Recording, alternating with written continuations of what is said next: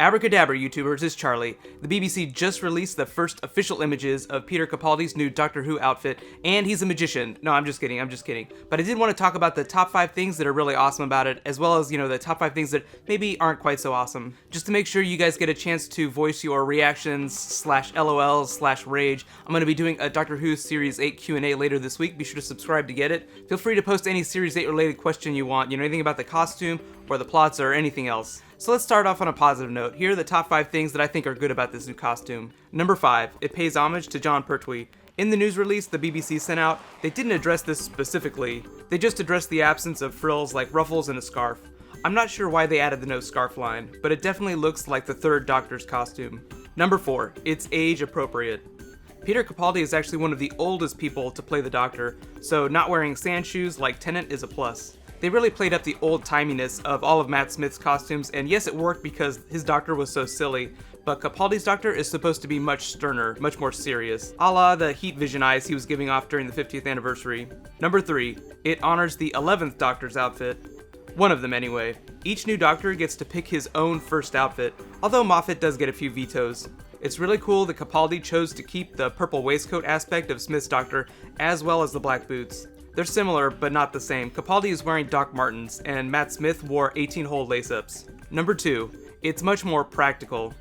The no frills and plainness of it make it seem like we're headed for a much more serious Series 8. The costume and personality of the Doctor really do set the tone, and if he dresses and acts in a much more stern, serious way, doesn't that mean that the stories are going to be that much darker? We can talk about that more during the Q&A. And my number 1 good thing about the new costume, there is no neckwear.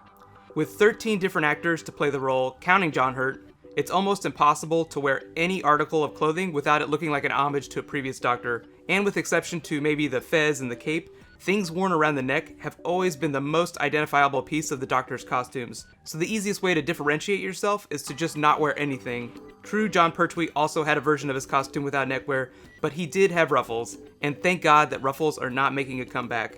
So now let's talk about the top 5 things that maybe aren't so great about the costume. Number 5, it doesn't have the worn-in look of all the other Doctor's previous outfits. Yes, Capaldi is a brand new Doctor, but his clothes are supposed to come from the TARDIS's wardrobe, so he typically picks articles of clothing that he's picked up over the course of the last 1,000 years or so. Clean clothes are nice, but I feel like the Doctor's outfit should look like it's already got a lot of city miles on it, like a really used car. Number 4, the reveal only came because they were getting ready to film outdoors. It would have been nice to have a big official reveal, but the only reason they really showed us his costume was because images were getting ready to leak. I don't have a huge problem with this, but the news was more of a reaction to that rather than a grand unveiling. Number 3, not acknowledging the similarities to the previous Doctor's costumes. All the official news release said was no frills, no scarf. Clearly we can see aspects of the third Doctor's costume. Why not officially acknowledge it? Even if it is just a coincidence. Pertwee would have been one of Capaldi's first Doctors to watch. He would have been about 12 whenever the third Doctor's run started, so it's possible that some of that rubbed off on him when it came time for him to pick his own Doctor's outfit. Number 2, he's a magician. The third Doctor's outfit was intentionally silly because that was something of the style at the time. Capaldi might not be wearing a cape, but the red lining gives him this magician look that has kept the people of Tumblr very busy, as you can see. And my number 1 thing that's not quite so hot about the costume, there is no neckwear. Yes, I realize I said this earlier, and yes, it's important to be different, but I can't help but feel that neckwear is such a big part of Doctor Who that eventually Capaldi will have to wear some, even if it's only as a momentary reference or joke.